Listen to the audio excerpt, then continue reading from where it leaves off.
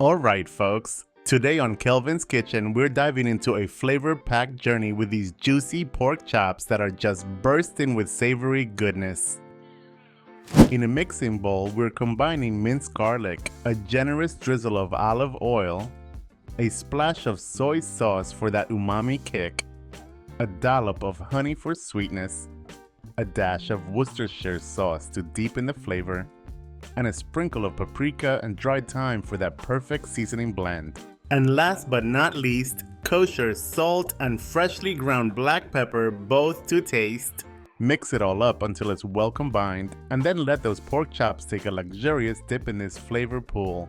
Don't rush this step, folks. Let those chops marinate for at least 30 minutes, or better yet, let them bathe in all that goodness for up to 4 hours in the fridge. Trust me, it'll be worth the wait. Now, once those chops have soaked up all that flavor, it's time to get cooking. And today we're taking the oven route for a hassle-free cooking experience. Preheat your oven to 375 degrees Fahrenheit, 190 degrees Celsius, and line a baking dish with parchment paper or aluminum foil for easy cleanup.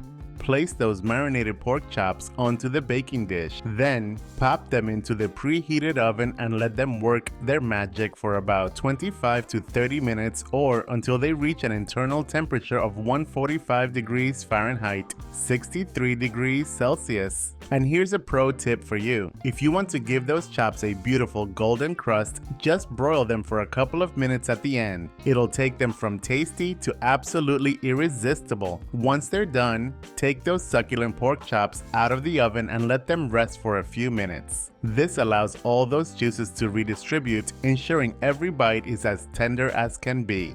And there you have it, folks. Juicy, flavorful pork chops straight from Kelvin's Kitchen. Serve them up with your favorite sides and you've got yourself a meal fit for a king.